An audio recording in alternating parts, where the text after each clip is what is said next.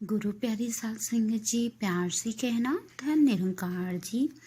गुरु प्यारी साध संगत जी, जो अपने को भूल नहीं सकता उसे मरना ही पड़ता है। साध संगत जी, आज की साखी इसी विषय पर आधारित है, इसे पूरा जरूर सुने। गुरु प्यारी साध संगत जी, एक बार की बात है, यूनान में एक बहुत बड़ा मूर्तिकार था। साथ संगत जी, वो मूर्तिकार इतना प्रसिद्ध था कि दूर दूर के देश भी और वहाँ के लोग भी उस मूर्तिकार की प्रशंसा करते नहीं थकते।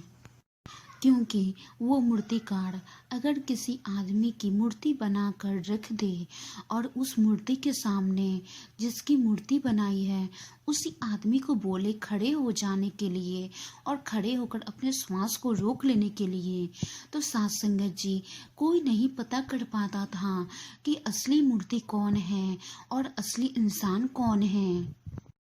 उस मूर्तिकार की बनाई हुई मूर्ति इतनी सच्ची लगती थी कि लोग हमेशा ही देखकर धोखा खा जाते थे। गुरु प्यारी साध संगत जी, जो भी उस मूर्तिकार की बनाई हुई मूर्ति देखता तो यही कहता कि इस मूर्ति में बस श्वास की कमी है, अगर इसमें जान और श्वास डाल दी जाए तो ये एक सच्चा इंसान बन जाएगा। गुरु प्यारी साध संगत जी, एक बार उस मूर्तिकार की मृत्यु नजदीक आ गई तो मूर्तिकार ने सोचा क्यों ना मौत को भी धोखा दे दी जाए। उस मूर्तिकार ने 11 अपनी ही जैसी मूर्तियां बनाई और एक कमरे में उस 11 मूर्तियों को खड़ा करके रख दिया और उन मूर्तियों के बीच में खुद खड़ा हो गया। जब मौत मूर्तिकार के घर में घुसी तो मौत ने देखा वहाँ 12 एक जैसे लोग हैं। वो बहुत ही मुश्किल में पड़ गया कि एक को लेने आया था और 12 लोग थे, किसको ले जाएं और फिर कौन असली है।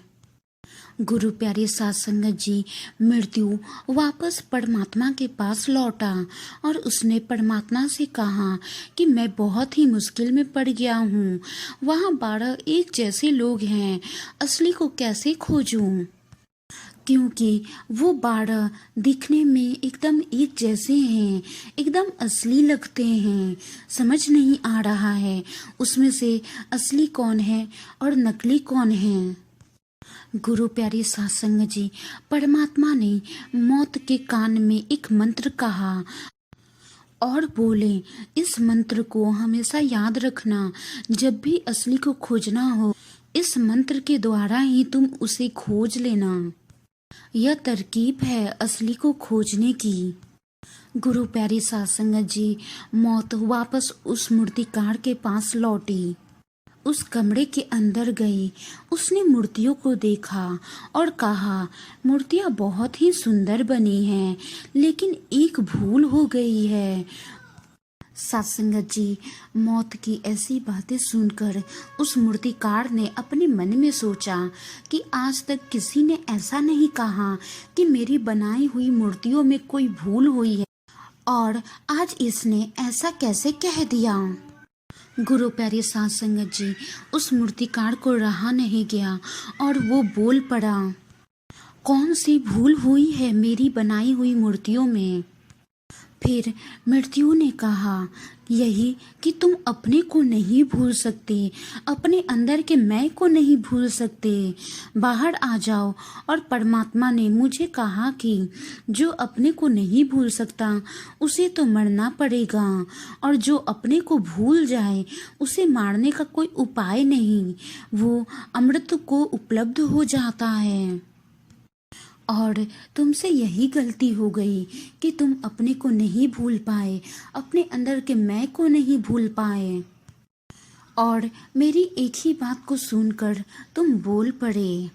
गुरु प्यारी साध संगत जी, हमें अपने अंदर के मैं को भूलना है, क्योंकि ये जो मैं ही है जो जीवन की नैया को पार नहीं लगाने देता, जो भव सागर पार नहीं करने देता।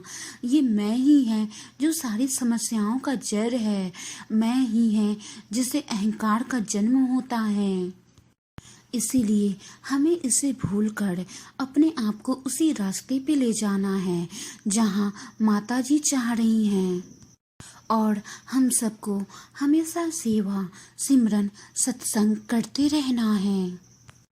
गुरु प्यारी साध संगत जी, बाबा हरदेव सिंह जी महाराज जी ने भी हरदेव वाणी में फरमाया है, मैं का दान करके आना सेवा के मैदान में। गुरु प्यारी साध संगत जी, जब तक हमारे अंदर ये मैं रहेगा तब तक हम समर्पित होकर ना ही सेवा कर सकते हैं, ना ही सुमरन कर सकते हैं, ना ही सत्संग कर सकते हैं। इसलिए हमें सबसे पहले अपने अंदर के मैं का दान करना है।